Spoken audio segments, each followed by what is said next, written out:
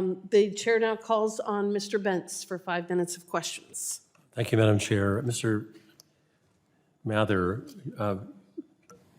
share with us the science on the Snake River dams, current science. And what I'm thinking about is what Dr. David Welch told us at the hearing I held up in Kennewick a year or so ago.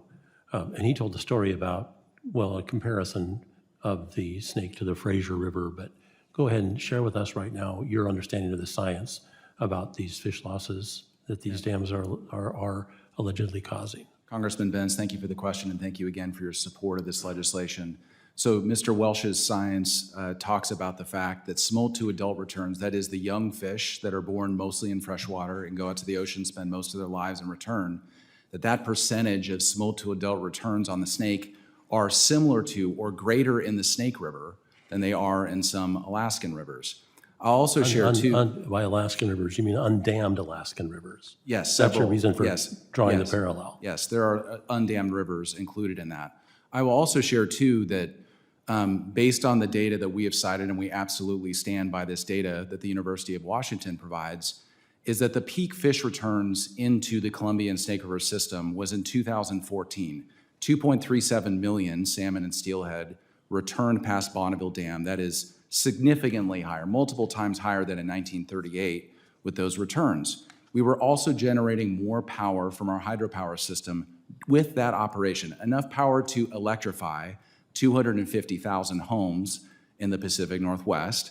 And I'm told today with the spill operations that we've had in 2019, the EIS operation and the 1214 agreement operation, smolt to adult returns have not substantially improved under those operations. So one of the things that we would urge consideration for is looking at the science as what's happened with salmon returns, look at the great need in terms of how climate change is impacting the ocean, which is having a huge impact on Chinook salmon populations in particular and other salmon species. And if I may interrupt please. you, I had repeatedly met with NOAA during the Biden administration in my office here, asking them to focus on the ocean, just as you just mentioned. Yeah. They ignored me. It is my hope that will change and we can start trying to figure out how in the world to increase these salmon runs by focusing on where we think the mortality is truly occurring. What I'm afraid is happening is anyone who takes a position that's contrary to what was prevalent during the Biden administration on fish runs is then ignored. Has this been your observation? So we have worked very hard to amend the implementation of the 1214 agreement. And I would just share with the committee today, we had significant concerns with how that agreement was being implemented, not only before the formation of the agreement, but since the agreement went into place, where there was clear data showing that different perspectives that might provide more power and better salmon returns were ignored.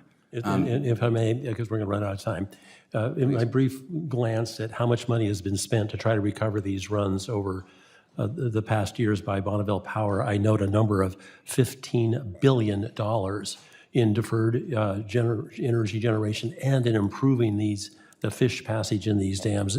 Does that number, I'm actually quoting in part from the Northwest Power Conservation Panel report, $1.43 billion in 2023 alone.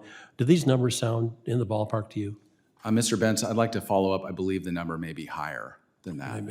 What I'm trying to say is this is a situation that we have been focusing upon literally for decades, and we've actually made dramatic improvements. I want to shift to one other thought, and it has to do with the existential nature of those dams. It happens that in World War II, 1/3 of the aluminum that was used in our winning World War II was created by virtue of the power generated in the Grand Coulee Dam on the Columbia.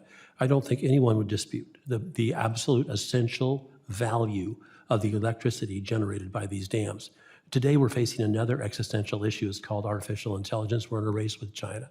And frankly, people understate where we are right now when it comes to our inability to generate enough electricity in this country. Why in the world would anyone, given that existential issue, because it truly is, want to start removing those four Snake River dams, or for that matter, any part of our hydro generating system? I'm asking a question rhetorically, basically, but feel free to answer. For any number of reasons, including clean energy goals in Washington and Oregon, or the growing load growth that you're talking about, Mr. Bentz, we don't see any future where we can reduce the output of our existing hydropower system without the assurances there's replacement generation and transmission in place. Thank you. Yield back.